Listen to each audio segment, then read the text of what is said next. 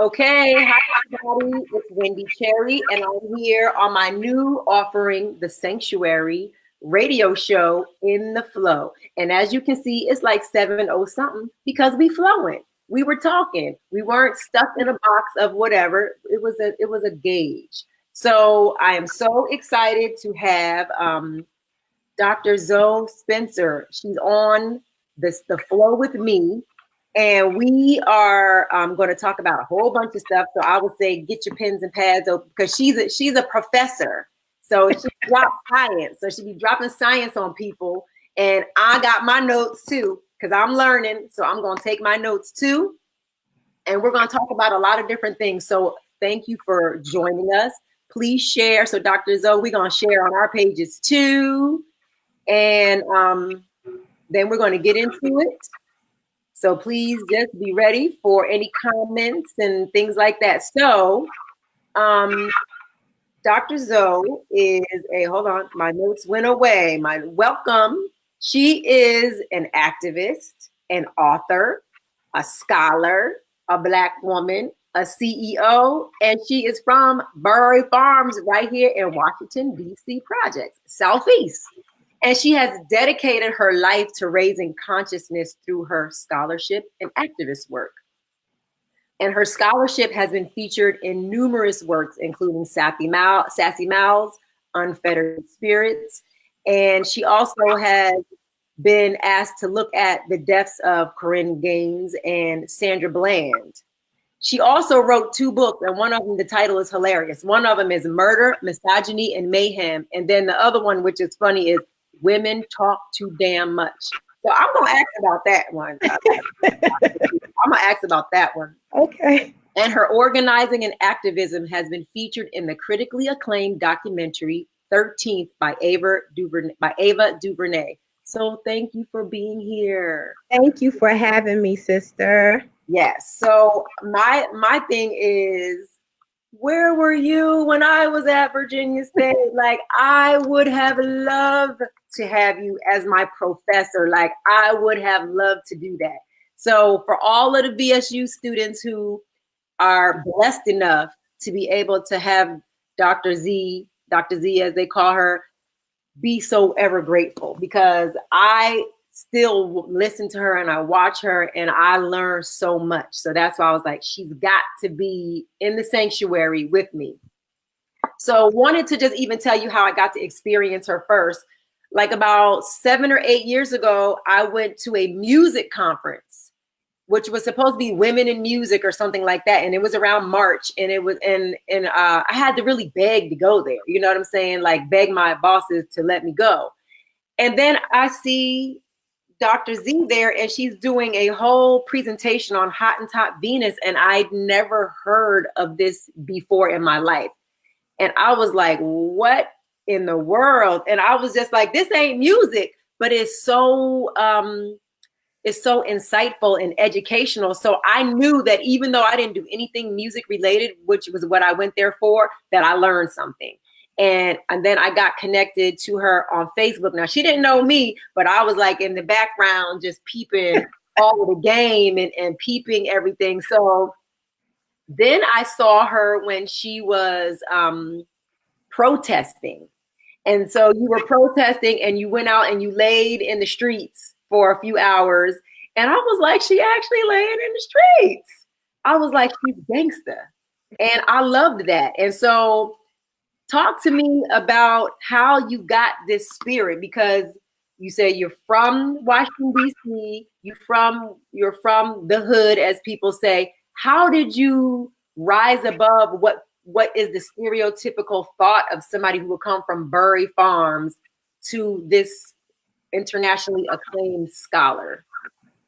Yeah, so first I have to pay homage to my home, Burry Farms, and then to kind of put it in context, because I grew up in Burry Farms in the 70s, and so Burry Farms wasn't what it is portrayed to be now. Okay. And I think kind of, because I don't want to do I pull myself up by the bootstrap that narrative. You know what I'm saying? Yeah. And I think one of the things, the myth to dispel is that people who come from the projects, and when we really keep it real about where we come from, the projects is a very, very family oriented and a very community oriented space. Yeah. And when I grew up in Berry Farms, there were hardworking people, struggling people who lived there. You know what I'm saying? And so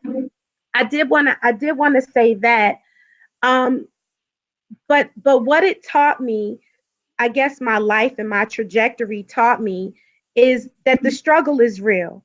You know, the struggle is real. Yeah. And even in the midst of struggle, you know, you coming out the tight screen door slapping when you coming out, and people telling you stop running, you know, in and out, you letting the air out. And it was still very family oriented, and there was still love in the heart of Berry Farms, which, you know, people think, you know, I think I'm pretty gangster in real life, but the reason why I bond with Berry Farms is because there was love, and that was home, and there was community there in the midst of struggle and drama, and the things that, you know, people were keeping, you know, keeping you protected from, I guess.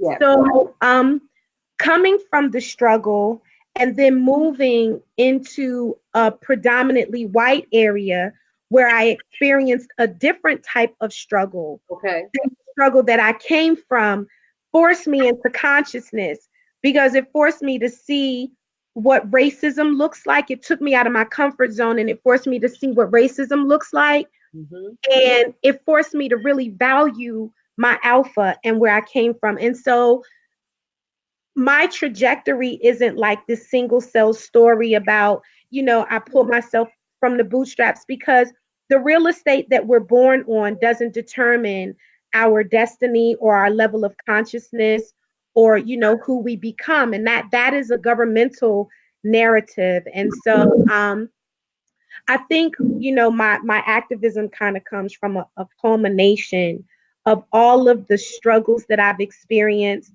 the traumas that I've experienced coming up, and I have experienced many. And then just, you know, just being able to understand how resilient we can be as a people, and the work that needs to be done to change our conditions, if that makes sense. It does. So talk to me about what you do now. I know you're a professor, but what else? Like what is the regular day of Dr. Zoe? What are you doing? Ooh, the regular day. Wow. Really, it is really consumed with giving. And, you know, we talked a little bit earlier about my Facebook post. Mm-hmm. You know, it really is about giving to my students, which is beautiful. And I have to say too that I get a reciprocity from that, because I give to them, but I get back. So when I go and I'm giving to them, I'm getting love right back from them too. Mm-hmm. Engaged in fighting, I fight every day, and I'm going to keep it real with you because I feel at home. Yep. I fight every day. I fight every day. Every day there is a fight. Every day there's a struggle. Right. And so for me, sometimes I find that my life is consumed with fighting and talking and protecting and advising and guiding, and then fighting and fighting and fighting and fighting and fighting, that I don't really take time, I think, for myself. And I kind of don't even know what to do when I'm not fighting. So that's my typical day. Okay. Well, I'm going to ask, and I'll ask this towards the end. I'll put a highlighter on it to remember, because we need Dr. Zoe and her. And you have a son. Do you have a son? I do, and a granddaughter and a daughter-in-law. Well, those babies need you for the long haul. They So do. we're going to ask about the self-care of all that struggle, because all that struggle causes issues. So Absolutely. that's the coach in me talking Yeah. about disease. But we'll go back to that. I'm going to leave that there. So I wanted to talk about like all the things that are going on, in the world. There's so many different things, and you have such great perspective on all of these things. And I wanted to let's talk about first the fact that, and people don't know this, but we are still in what our parents and what our grandparents would call the Jim Crow era. Absolutely. Still in that era.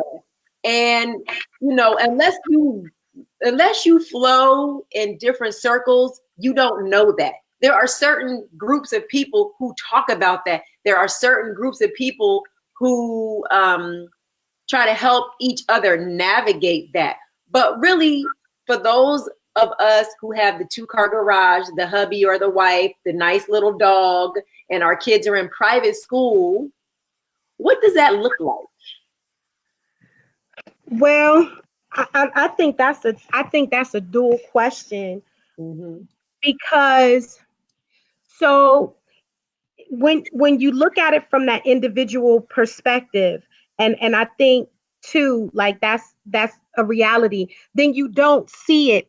Jim Crow, I call it the neo Jim Crow era, is the ways in which political and economic repression happens. And what I mean by political and economic repression, I'm talking about looking at the ways that the laws are shifting to dismantle the rights of Black people in particular. Because when you look at history as an example, Black people are the only ones who really have voting rights. If you are Asian and you come here and you have babies and they become citizens, they don't have to worry about the Voting Rights Act.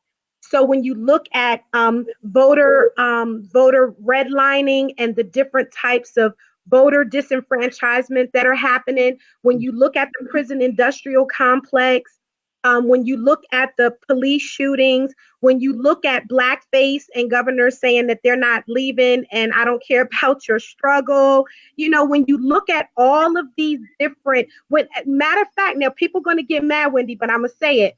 When you look at the media dismantling of our Black heroes and icons, etc., whether they did the act or not, when you look at all of these things as a combination, as a form of systemic political repression, right? And you look at them collectively, and you understand your history and the way that the Black male rapist narrative was promoted in order to justify lynching Black men, the way that the KKK influenced the Black vote, redlining influenced the Black vote. And when you go into and you look at the parallels of history and what's happening now, you see that what's happening now replicates the exact same political and economic patterns that existed in Jim Crow. Now, if you have the dog, this is why I always tell people I'm from Bury Farms, because I have a house that Wells Fargo owns. I have a 2-car garage that Wells Fargo owns. And if when we're in this individualist kind of middle-class Black person mindset, you can easily get situated in that and feel like, okay, these people, even Black people, these other people over here who don't represent me, don't reflect me. And so there is no neo Jim Crow. There is no neo re-enslavement because I have mine. And so the assumption is that everybody else who doesn't have theirs doesn't have it because it's them. And so sometimes that middle class mindset gets people confused about what's actually going on. Yeah. So that's what I think, because I feel like when President Obama became the president, people kind of just felt like we made it to the glory land, right? And I think that when 45 came in, then they woke up a little bit. But I think people who were always in the struggle, who always knew what was happening, they were like, this is just shit that's been happening. Ain't nothing new. This is just what it is.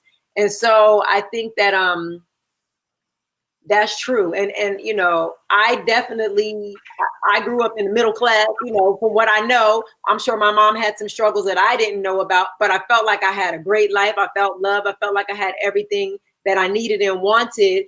But I still know that when I went to Girl Scouts in the 2nd grade, they was like, well, let's do something bad and let's ask her because she's the black girl.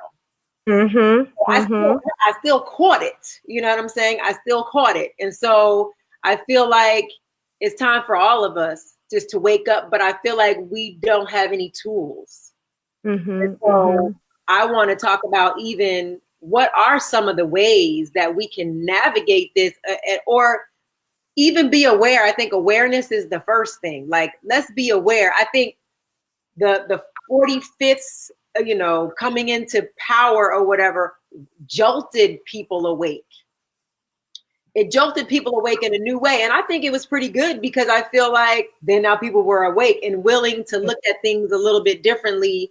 But what do you think are some ways that we can help ourselves in this era? Because we have to, I mean, we're survivors and we have to survive it.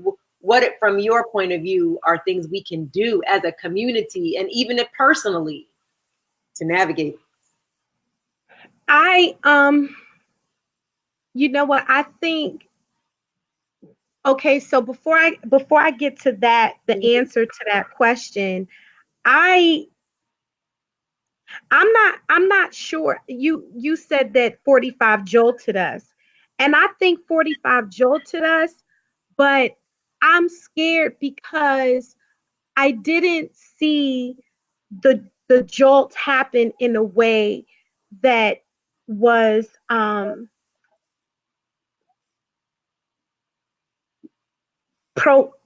proactive or even reactive, if that makes any sense. Yep. And I think what happened with Obama is that we kind of got lulled into this post-racial society slumber. Yep.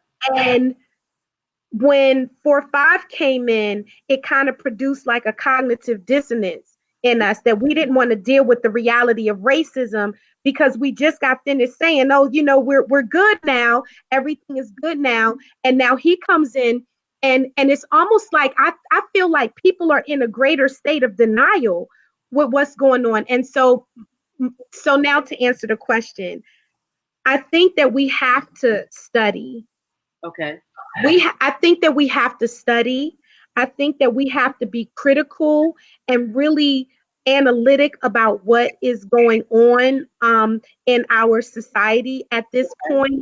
And then I think that we have to stop being scared to speak and stop being scared to rise. But that's just me, though, because, you know, I don't really know any other way than kind of that revolutionary approach. But I think we have to just not be scared to rise. Right. So, so as a teacher, as a professor and an educator, you say we should study. What are some of the first, like, what would be for somebody who has no clue about even what we're talking about? What would be a resource or resources where people could start to learn a little bit more, at least about this specific topic? Like, where do you start to study? Wow. I have like, and I think before we can get to understanding this political state that we're in, I think we have to first know who we are. So if I, as a professor, I would just go back and say, you know, before we try to tackle this, we have to ground ourselves in who we are. And I think a part of that is really dismantling the history of racism and the historic stereotypes about who we are. Yeah. So my take and my advice would be to read works by Tony Browder, by Malefi Asante, by Sheikh yes, they're first. Okay. to go to the website. There's this website, www.bradshawfoundation.com, Okay. that talks about the origin of humanity, and that centers the Black woman Mm-hmm. as the mother of all civilization. And then understanding the construct, the social construct of race, and then being able to move through that. Okay. So Yes, bradshawfoundation.com. yes, Okay. Okay. yes. So that's the first thing that Dr. Z is telling us to do. So I say, let's get into the self-love piece, the Black love, self-love piece. And I think you got to have self-love before you can even love other people. Period. So how do you work with your, like, how do you, show self-love, and how did you teach your children, and what are you even telling your grandbaby and then your students about what self-love is? So I think, and it goes back to what I just said, I think self love is really about us being able to first understand and know who we are. We have to know who we are. You and we, when we were talking earlier about kind of dismantling, we go PK through 12 learning to love people who to love and adore people who don't look like us. Yep. And we don't even know who we are and where we come from. And many people don't even embrace their own blackness, and don't even have a proper concept of what pre-colonial Africa is like and what it means to be African or melanated, or black, or whatever you want to call it. And so I think self-love really comes first with knowing who you are and where you come from and the value of your people. That's number one. When you understand that, then on a personal level, we can embrace our beautiful imperfections. Yeah. And, You and, know, and therein lies the rub sometimes, because that's a little tough, especially when you see the media. So I feel like times done change because the internet has changed the game. The internet is a crisis, has presented a crisis, and it has presented an opportunity. So we can do this live and we can stay connected, and people can, connect with people all over the world and send information quickly. But it has also presented a crisis in where we are still seeing images of other people. We're getting information about how other people still don't love us. We're still trying to be accepted. We're still looking to other images. It's all over the media. It's all over TV. It's all over the billboards. And interestingly enough, it's not just in the U.S. right? It's all over the world, that white centeredness. And I stopped a few years ago saying white supremacy, because they ain't supreme to nothing. And you know myself, because I know myself, because I have done the study. It's white centered. They're just centering themselves, and it's the white gaze. It's just the look that has been presented for us to see everything. But once you remove that glass from your eye, and then you kind of like know how dope you are and where you come from it's amazing. So I was telling Z earlier that I went to study in Kemet, right? And I'm the kind of person who, you can tell me things, because for so many years I was totally zipped up to the neck and then buttoned right here in a sheep's outfit. Okay. And once I decided to just unbutton this neck thing a little bit, I was like, yo, and I started seeing and being attracted to all this information that was about us and our people. And then at some point over the years, I decided to start studying Tony Browder and Dr. Ben and Dr. Clark and Dr. Williams and Amos Wilson and just people like that. This was online, mind you. The information was out there. Right. And then I got some books. And then I decided to go to Kemet, the land of the Black, the people know as Egypt, to study, it was a field trip. It wasn't I'm on Instagram, I got all the natives with me taking pictures. It was a field trip. We studied. At night, we had lectures. We'd be sitting up there for 2.5 hours learning and getting science and knowledge dropped on us. because I felt like I needed to know it myself. Because I'd been told things for so many decades that I didn't know if it was true. I just went on what I was told because, again, I was in this comfortable sheep suit. Yeah. And once I took the sheep suit, I unzipped that joint all the way off and stepped out of it like a onesie. And I threw that joint across the floor. And I was like, yo, I'm out here. What's good? You know, and I wanted to learn everything. And, you know, honestly, Z, it was a little painful to learn some of the things that I learned. And I went through like a whole range of emotions. I went through being sad. I went through feeling betrayed. I went through total pissed off-icity, if that's not even a word. I was just made it up. That we have been taught this craziness, and then to know that our ancestors, now I'm talking the continent, because people still try to get caught up in the East versus West, the Kemetic, whatever. Kemet, the East is where it started, 6 to 8 migrations. West, we all the same. Absolutely. And so I studied myself first, and I did a DNA test, and I even went to Africa to the place where my DNA traced in Cameroon. And then I said, I want to know me first, and then I'll study the origins of the world. And then I went to Kemet 9 months after that. And it's been an amazing journey of self-discovery. And once you have that information, you can't go back. You can't go back, and you can't unsee it. You can't unsee the writing on the wall. You can't unsee the Medu Neter. You can't unsee just all of the things that you see and you hear and you learn. And then you really want to tell everybody. That's right. But like everybody's not ready. And so I know that you know that not everybody's ready. And there's no judgment on those people. Yeah. But how do you, as a professor in your classroom and just wherever you educate, how do you, you know, because I know you are super passionate. How do you know how to balance the flow of what you're going to give to, and the stuff that you just want to give? And how do you balance that to make sure that everybody gets what they need?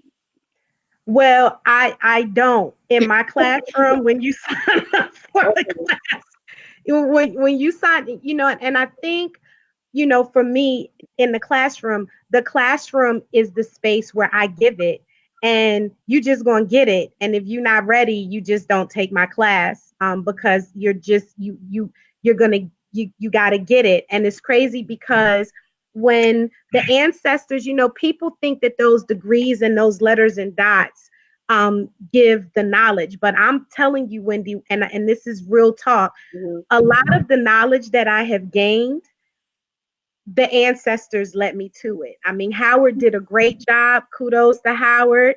I love my alma mater. But, you know, I can't take credit for the knowledge. And it's like, you know, when the ancestors give it to you, you have to share it. And I think that that's my divine purpose, to share the knowledge that I've been given. And so if you come to my class, you know, you might not be ready. And I have white students who come to my class or in my class, and I love them to death, and they get it too. Everybody gets it, because the truth is, you know, the truth is what it is. And I think, and let me give you kudos. And I also want to give Carm kudos too, because you all have actually done something that I haven't done. Like, I teach it, but to actually live it and experience it, I can teach it from the books, I can teach it from the websites or whatever, but I haven't been home yet.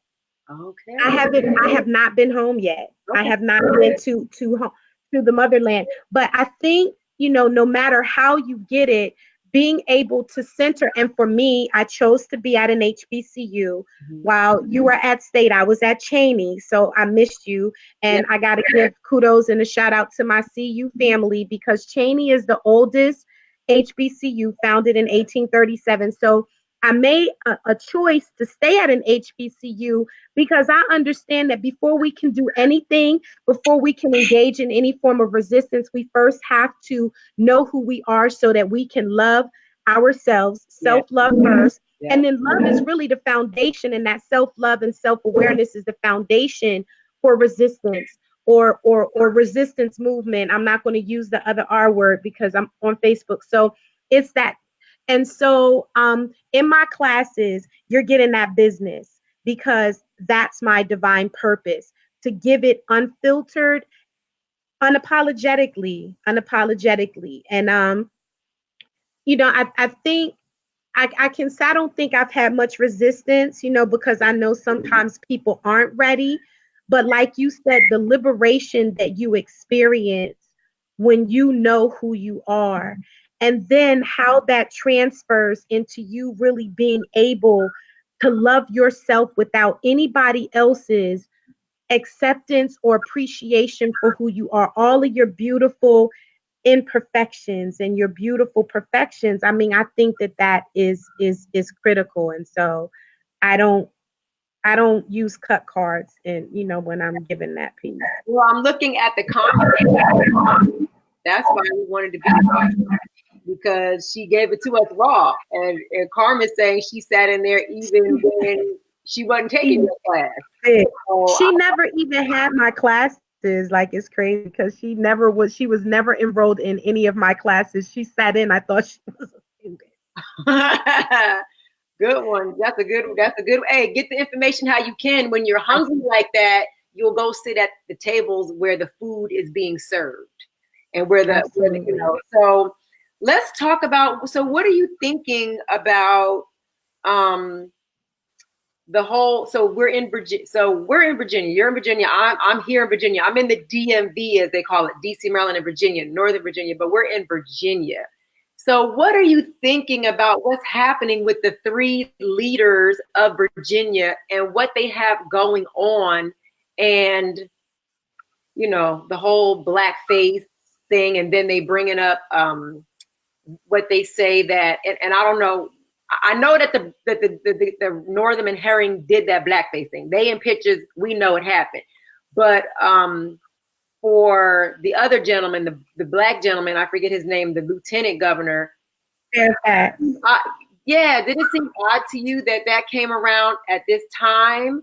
And I see you have like the little smirk face. Douglas. I have to just like break it all the way down for those in the back who don't be knowing.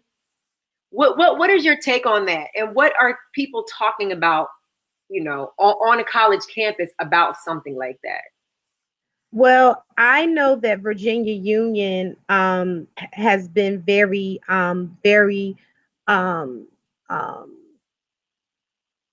they've been very, very prominent in their disregard for Northam. He was actually supposed to speak at VUU, and their SGA president, I saw the letter, sent him a letter saying, do not come, and he didn't come. Okay. I mean, I think it's been relatively silent, but that's the way the media does. So let me go back to the blackface. Number one, blackface, if he was blackface, because my opinion is I don't know whether he was the blackface or the KKK mask. Or both. Right. Mm-hmm. So blackface and the KKK mask is terrorism to Black people because it is an identification of a very, very oppressive and brutal history that blackface used to justify. So white people in blackface presented the stereotypes about Black people that were used to justify their enslavement, their oppression, and even their lynching. So that's number one. I think what happened with that situation is that because there was a Black lieutenant governor, when Governor Northam engaged blackface and people began to call for his resignation, the question was Virginia ready for another Black governor, because they had not had one since Doug Wilder. Right.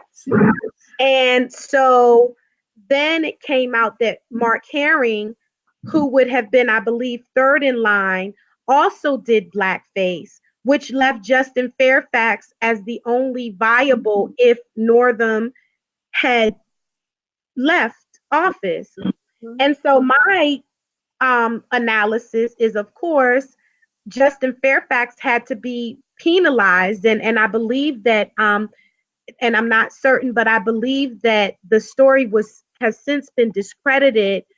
But they had to vilify him in order to justify leaving Northam in so that he would not become the governor of Virginia.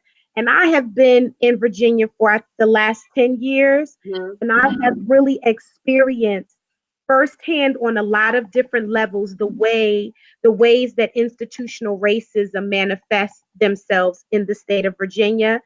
And the fact that the governor would refuse to step down, the fact that, once Fairfax came out, it kind of overshadowed Northam, and then the Jussie Smollett story came out and it just kind of and now here we are, which is my problem with protests, is that we're reactionary and we let the media herd us in a direction. And when the media puts a story on top of the story, we forget about it. And so now I just think that Northam may have just gotten a pass.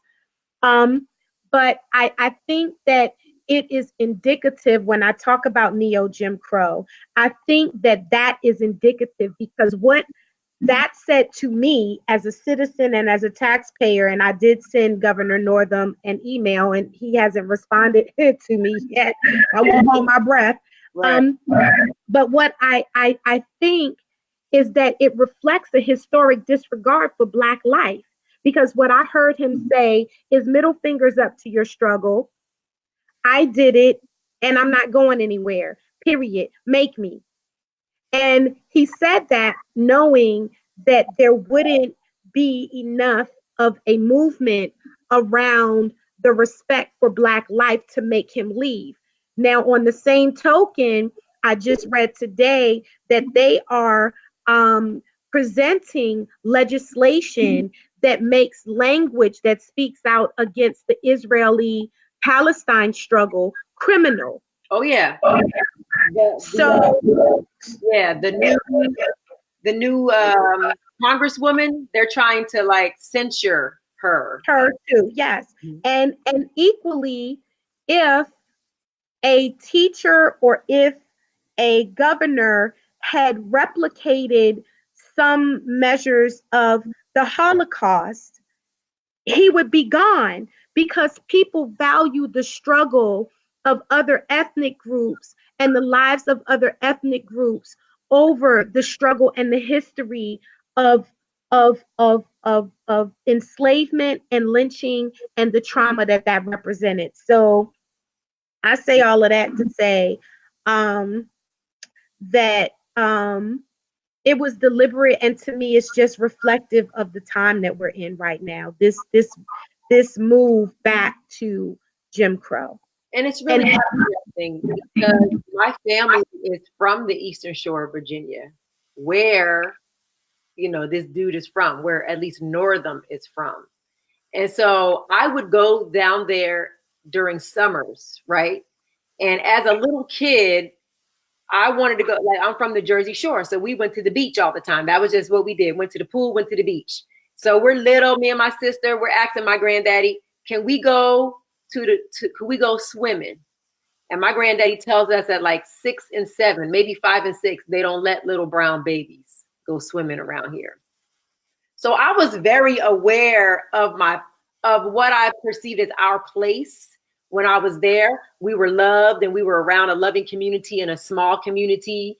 My aunt and uncle lived across the street from me. So I had that and I felt that, but then I also felt like something else. And I can't say I could put my finger on it back then. I was little, but as I got older, I recently, maybe 3 or 4 years ago, looked in the Emancipation Proclamation, and that area was not included in that document.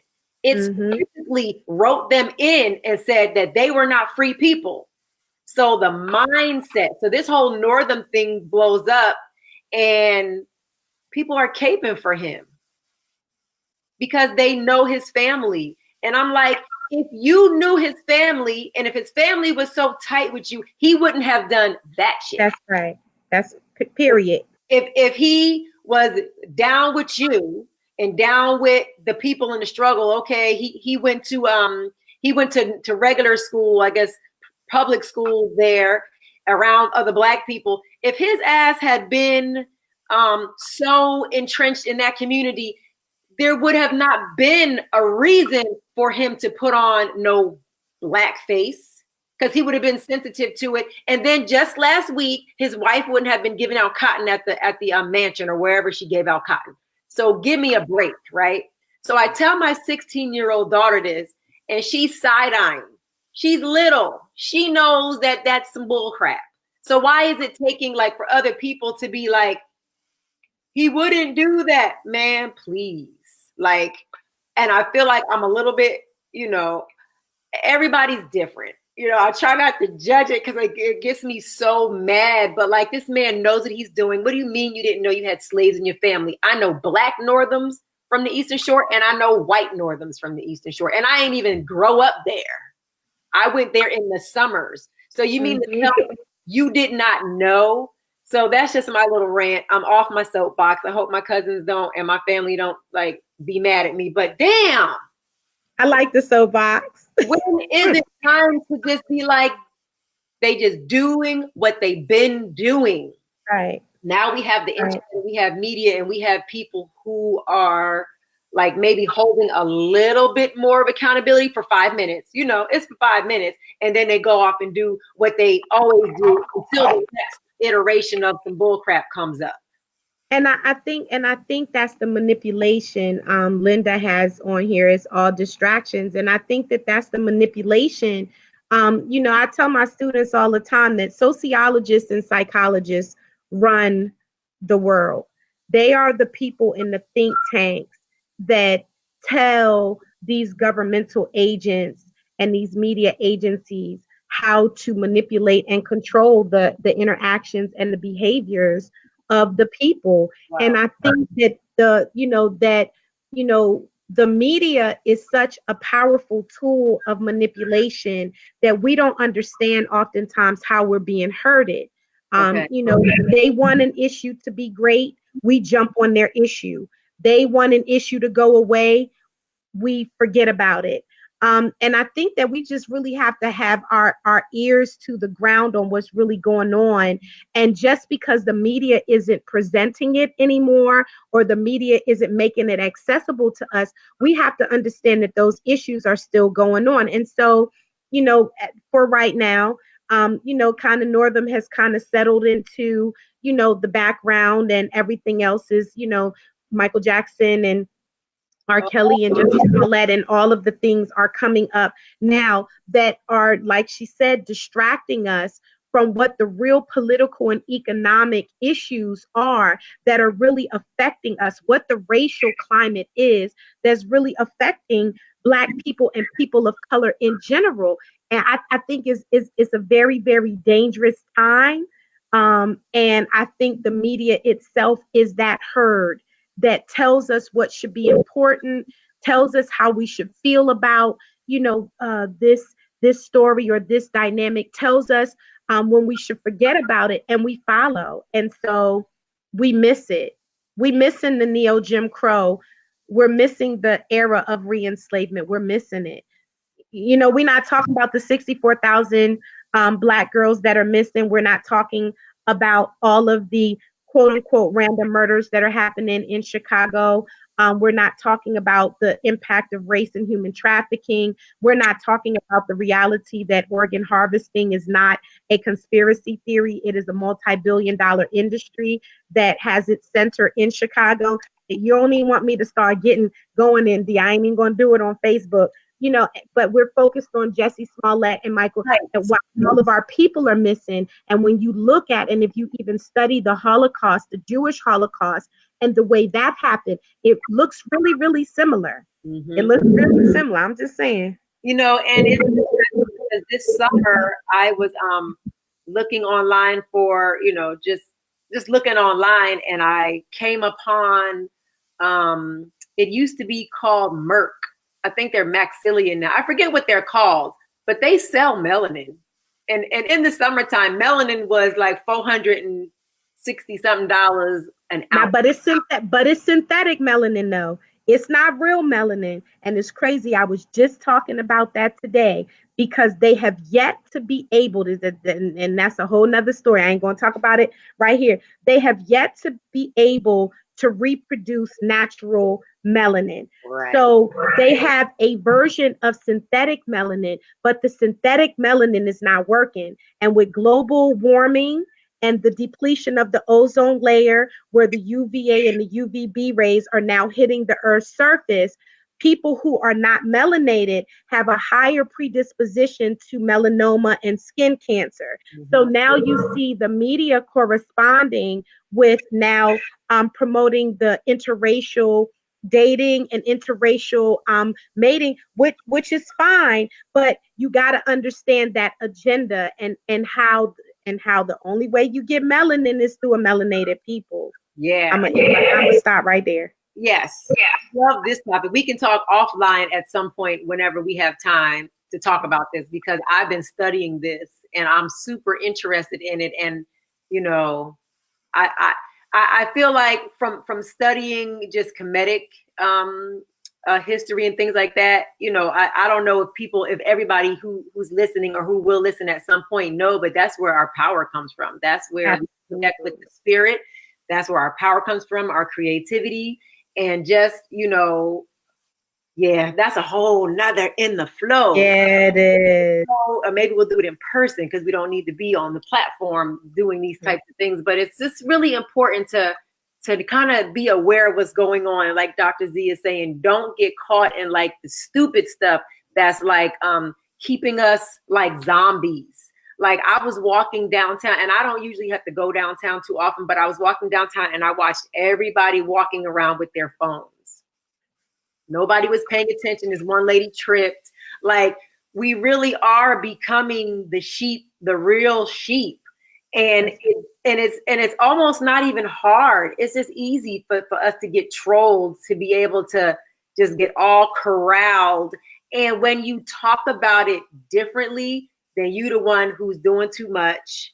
You the one who's rah-rah, you being extra, or you're a conspiracy theorist. And I have gotten that like from people that I love, you know, like you're so extra. Why do you have to be? But I just feel like once I knew, and I don't know all of it. I just know a little piece of it. And I want the other people to get the little piece so that they can move differently. I just feel better. Know who I am.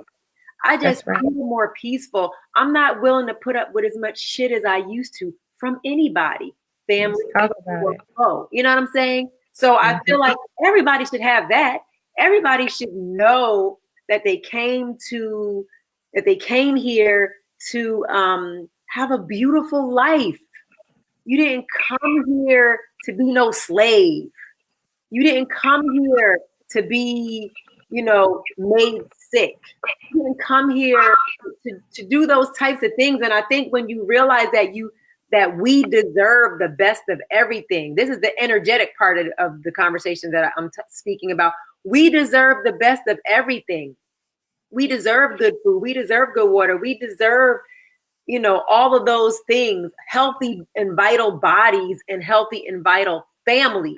We deserve those things, but I feel like we've been beaten down for so long, and the stereotypes only show other people in that light. But and I love the fact what you're talking about, because the reality of it is that it is designed for us not to feel that we deserve. Because imagine if the people that privilege is predicated upon, or the fallacies of superiority is predicated upon, if those people were to self-realize and actualize and say, you know what, we deserve that we deserve. See, that question, that point, we deserve, raises questions, because once you believe that you deserve, the next question is, why don't you have? Then the why don't you have question starts to get you to start digging down to the root of your oppression. Then when you get to the root of your oppression, it gets really, really tricky. So they don't want you to start believing that you deserve anything because they don't want you questioning your oppression. As long as you think that you don't deserve anything, then it's easy for us as a people to stay oppressed and then to appreciate the little bits of crumbs that get tossed, the scraps that get tossed down to us to make us feel like, okay, we're oppressed, but at least we're, you know what I'm saying? So yeah. That's counterproductive. So we talked about the prison. Well, we came up with an agenda, so we're kind of all over, but we bulleted out a few things, and I wanted to talk about the prison industrial complex and the fact that we are being forced into free labor, whether we know it or not. So let's talk a little bit about that part. And when you all hear this, for those who haven't heard this before, this gets interesting because you are a part of it and you don't even know. So let's talk about that, Dr. Z. So let me do a real brief history lesson and put it in context. Take a note. So the first thing that I want people to know is that the 13th Amendment and the Emancipation Proclamation didn't really free the enslaved population. The 13th Amendment came with an out clause that was deliberately written. So the 13th Amendment says slavery shall be abolished unless an individual is duly convicted by law, which means that once you get convicted and if the judge sentences you to prison, you are constitutionally a slave. So what happened in history is that once they emancipated the slaves, the enslaved, our ancestors, the South, specifically Virginia, implemented a series of black codes that were designed to make criminal the things that black people, newly freed African American people, would automatically engage in. Like if two people congregated, they would be charged with loitering, and any white citizen, barbecue Becky, or so this phenomena, come with me because this phenomena is similar. Then any white person could come up to you and say, you can't stand here, and arrest you themselves or have you arrested. Then the former slave masters under the convict leasing system could come and pay $10 for a body and lease your labor. But then when you come back to their home, they're charging you not only the $10 they pay for you to get out, they're charging you for clothes, they're charging you for food, they're charging you for housing. And so they're not paying you enough in your role to be able to pay them. So you basically become a neo-slave. The same thing with the miners and the railroad companies. The companies could come and bail the prisoners out of jail, and then they would go and work in the mines or work on the roadways or work on the railroads. And so that history is today. So the prison industrial complex is the privatization of prisons where corporations can sublet or contract out prison labor for free. So what happens is private corporations start building prisons. The government starts implementing laws like the war on drugs that promote the incarceration of Black people, Black men in particular. Black men go to jail and they become free labor for these corporations. It's a manner of re-enslavement. Now, too, let me go to the second point that you talked about, because I talk about it all the time. I went to Target the other day, and matter of fact, it was yesterday, and it was like at 5 o'clock, and there was one human cashier on the 8 registers, and then there was the self-checkout. Yep. There was a long line. I was surprised. There was a long line for the one person. And then this one man in front of me got out and said, "Now I'm going to go over here." And when he did it, I started laughing. I said, they forced you to go and do your own labor. Yep. Walmart does the same thing. We're in a crisis now where technology is taking over human labor. And basically what is happening is that we're working counter to our interests, because if I go to the self-checkout at Target, what I'm doing is I'm taking away a job from a human being who is now going to participate in our economy. So I go to Target, I don't get a discount, and then I check my own stuff out, which saves Target money because I am a slave. I am working for free. I am performing a service on behalf of Target or Walmart or Kroger or Safeway or wherever you're going for free. And so not only do we have the prison industrial complex, but we have corporations forcing us into doing our own labor, and I don't even get a discount. Right. So this is what I tell my daughter, because I noticed it probably in the 80s. My mom said when they started with the MAC cards, she said people are going to lose their jobs. And I didn't think it was a big deal because I was like, whatever. And now I'm starting, and then I started to see it. You would start to see pump your own gas. And in Jersey, you can pump your own gas. I mean, you don't pump your gas. Yeah. Like they say, Jersey girls don't pump gas. Hey, Niecys Dorsey. And so I came to Virginia. I'm sitting in the car like, what's good? And then I realized I had to pump my own gas, right? And so it just got more. You go through the tolls. Like in Jersey, there's lots of tolls. Not one person is in the booth. It might be one person, 20 rows.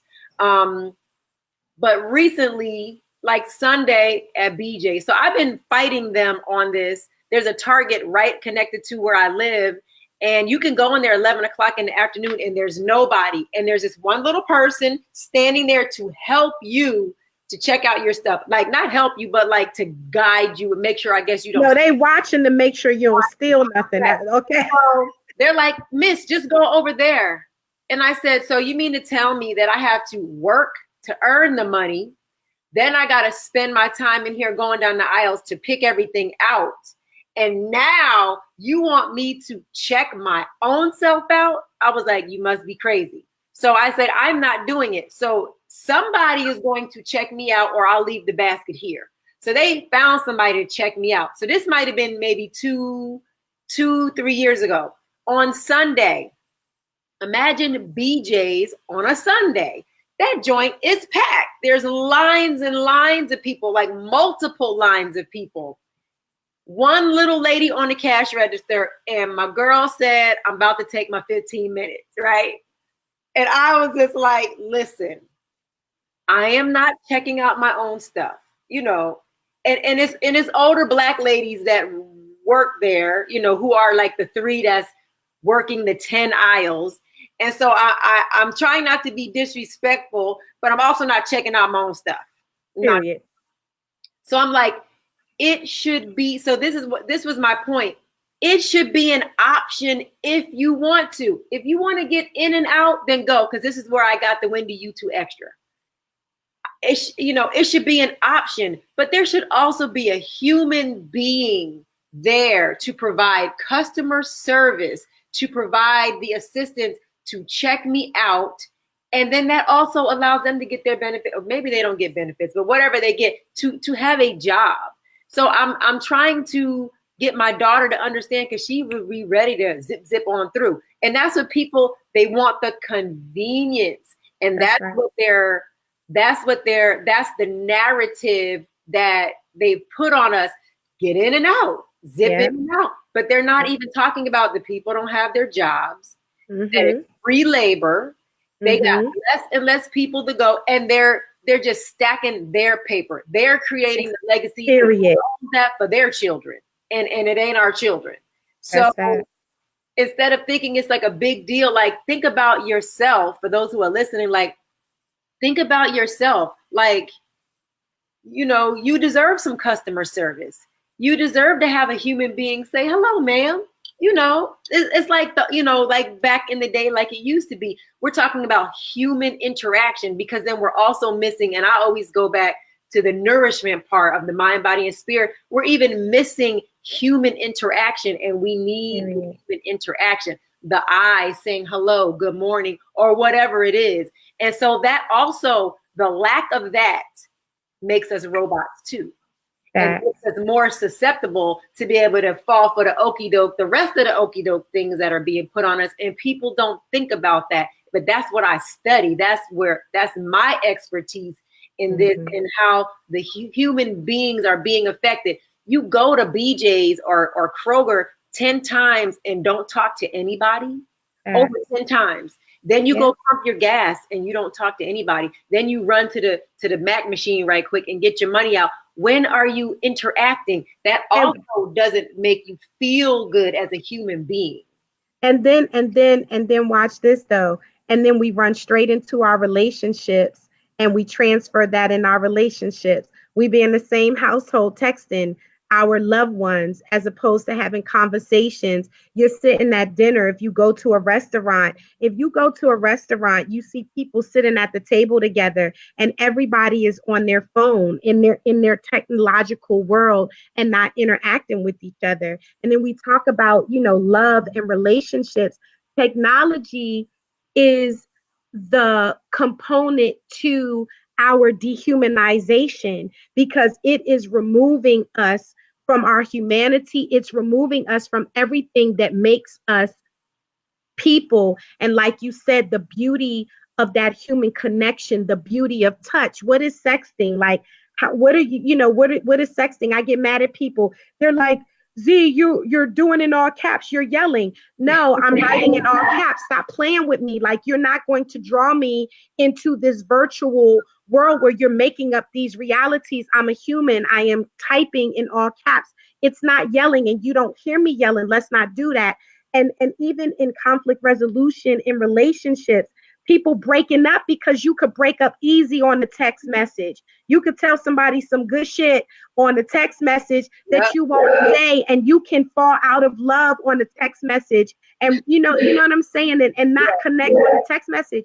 And so when you think about all of the ways that technology is replacing our human connection and how that starts at the BJ's, but it carries all the way through to your home. It does. And with your loved ones. It does. Do not text me from your room. Bring your butt out here and say what it is that you want to say. Like, don't do that. And so it's artificial intelligence. So this is the thing. We talk about GMOs and organic and non-organic vegetables, right? So, but it's the same with human beings. We are being pulled out of the organic things that are us, nature, our instincts, our intuition, our senses, because we don't even need our intuition or our instinct to tell us if we should go left or right, because we got Waze. Now, Waze be knowing, and I use Waze sometimes, but I also know that I need to remember to be able to navigate. So what I've started doing is to navigate to where I know and then put on Waze so I can figure out the rest, because I don't want to lose my natural instinct. And that's what we're being, when you are led away and separated from your natural instinct, then you'll fall for the rest of this okie doke stuff that's happening. It's all really set up to help you do it. So, and let me, before you, because I want to jump in before you finish that statement, but finish the statement. And what's equally important to what you're saying, to being led away from our instincts, is the belief that our artificial intelligence is more significant than our real intelligence, that we rely on a computer or technology that is still being programmed by a human being more than we rely on ourselves. And let me tell you, don't forget what you're about to say. The other day, we were on our way home from CIAA. There was an accident on the highway. We were using the GPS. This is so crazy that you said that. We're on the back roads trying to avoid the traffic. It says, take this road for 3 miles and then you're going to make a left. We're driving and there are these roadblocks on the road that the GPS said take. We look down, the whole roadway is covered with water. Did it say, it's covered by water or whatever? Like, imagine if they didn't have the 2 little barricades there. And when I saw it, I was like, damn, that's deep, because I know that water would probably wash the car away. Yep. Technology replacing our own intelligence and our own willingness to navigate our reality. It is replacing Technology is replacing our reality. And if we allow technology to replace our reality, then we allow the people who control our technology to replace our reality, if that makes sense. Absolutely. So, two things on that. The original computer is your head. This is where all your senses are. Your sight, your hearing, your taste, your touch, your taste, how you smell. So if you ever trying to figure something out, what do? If you want to see something, you go and you look. You use your senses. If you smell something and you want to smell it more, you're going, smells like cookie or whatever, right? If you want to taste something, like my grandma used to go, she was getting a good taste for it. You trying to hear. It's like we have allowed other things to dampen, tamper that down. So don't do that. I'm saying whoever's listening, the 7 people that's left, don't do that. Try to be more connected to your senses, because when you lose them, then you lose everything. And that's like the artificial intelligence is coming in. So let's think about this. It's already happened to dogs. Okay. Last week, at the BJ's, there was this man. I heard a little behind me. And I'm like, what is this? This man has put boots, leather boots, on his little dog. Okay. This little dog has a sweater on and some boots. Now, that dog would not know how to take care of himself if his life depended on it, because he's been fed. He's comfortable, right? He's comfortable. He's comfortable. He's fed. He gets water. He has on his little sweater, and then now he got on his boots, right? So he's comfortable and he's walking, and he does not even know how to fend for himself. So if you think about a dog, if you think about a wolf, that wolf will look at you. It'll start to bare its teeth. It will chew you up and do whatever it needs to do to survive, because it still has its natural instinct. We don't have that. So we're getting lulled away by all the technology, by the ease. All you got to do is say, yo, Alexa, turn on something, something. And she does it for you. We don't even know how to use, but we don't know how to, we're stopping ourselves from still using our faculties and using the things that make us a human being for the ease of the artificial intelligence. But once you start to do that, all these other things that are coming our way are going to be easier for them, who the them is, to implement, and we won't even know it. Have you ever heard of Healthy People 2020? Where they about to be vaccinating everybody. If you don't get vaccinated, you're going to lose your passport. You're going to lose your passport. You're not going to be able to get out of the United States. So now they're starting with the flu shots. How many stories did you hear in the last few flu season cycles of people who wouldn't get the shot at work and then they fired them? How many little babies can't go to school because they're not getting the HPV shot? That's right. So it's these things that are just passing us by because we're not paying attention. We're not connecting with our instinct. We're being lulled by the technology. The technology has a crisis, and it also has an opportunity. So when we're hearing these things that Dr. Z is teaching us, and when we're seeing these things in the media, it behooves us to look at it from a different point of view. And so my question is, how do you balance that, Dr. Z? Like, how do you balance knowing that we got to be on alert and we got to pay attention, but we also want to enjoy life? Because I know that I came here to enjoy life, and I do enjoy it. And I plan on enjoying it even more, but I also still plan on being aware. So how do you do that without stressing yourself out? Because we can also be very ethereal and be in our heads and not be balanced in the grounding. And I know I, for one, have been guilty of that. Well, that's one of the questions that I am also guilty of. I don't, you know what? I don't know if I do a really good job balancing it. I don't think that I do. Um, I can tell other people how, how to do it because we still have to exist here.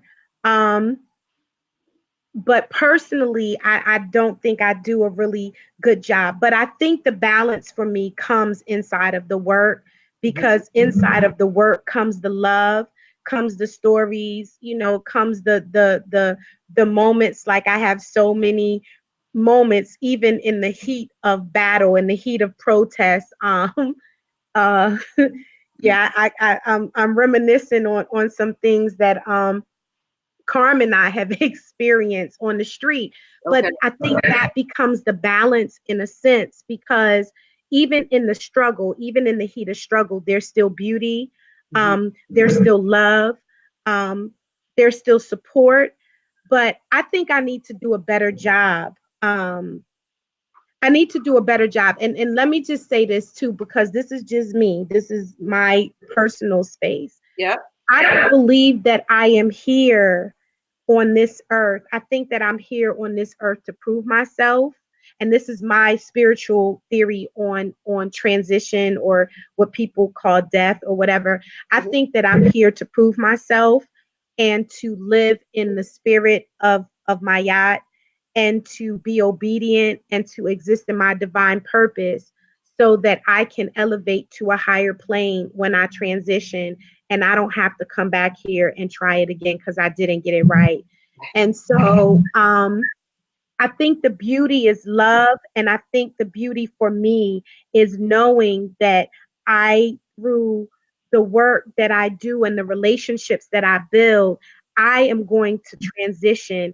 And even with you know what I'm saying? Like, with everybody, like, the beauty is knowing that when I go, and my grandbaby, Isla Seven Komet is my grandbaby's name. Wow. Isla Seven Komet.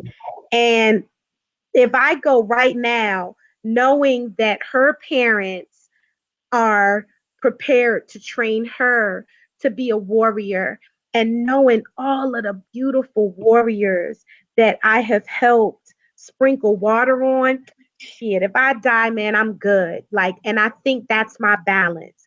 If I die now, I'm good, because the legacy and the things that I was given by the ancestors to give to others is going to live on long after I'm gone.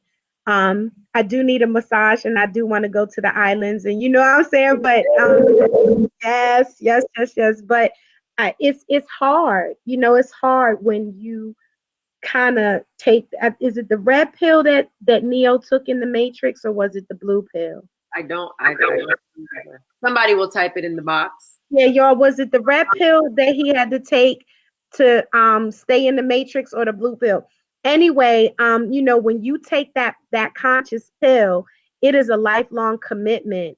And sometimes life doesn't allow you the time to be still, or the time, the time to to to do self-care, but you have to find the peace in the work that you're doing. You got to find the peace in the struggle, the purpose and the peace in the struggle. So, Right. yeah, he says finding a place of peace is power. And sometimes that place of peace is in the struggle, if that makes sense. Mm-hmm. And it's different for everybody. So I appreciate that. And I think that I know for myself, and I'm sure for all the students, we're grateful for the gifts that you're and the wisdom that you impart on us and me through Facebook, and the students in the classroom. And we want to make sure that Dr. Z has many, many more years, because we need the energy that you have. So we're going to work together on some self-care. I'll be your student. Yeah, we have to do that. And so I think this is a good place to end. One of the things, I'm not sure if you've ever heard of a sister named Layla Saad. Have you ever heard of Layla Saad? No. She has a podcast called The Good Ancestor. And so one of the things that I am now striving for, and I know it sounds like what you just said, is to be a good ancestor. Like, that's really what we're here to do our work, to live out our purpose. And then when we go, our children's children's children are proud of us. and we That's can be right. on the wall, and we can be on the mantle, and we can be on the altar as somebody who helped as a part of the struggle. So with that, she's going to come back because we already talked about it. We have to figure it out, but we're going to respect her time. She's been gone all day. She needs some self-care. She needs some rest to get ready for the next few days. So we appreciate your time. I appreciate your time. And I appreciate Carm, who is here, for setting this up and connecting us even stronger. So now we're connected.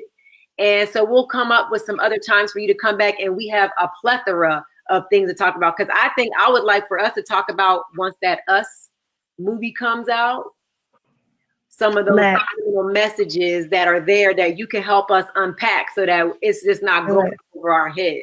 Because it comes out the day after the spring equinox, which is an open portal. That's information flow, and that's going to be interesting. So let's try to connect there if we can. Absolutely. And I want to thank you so much for having me. I'm humbled.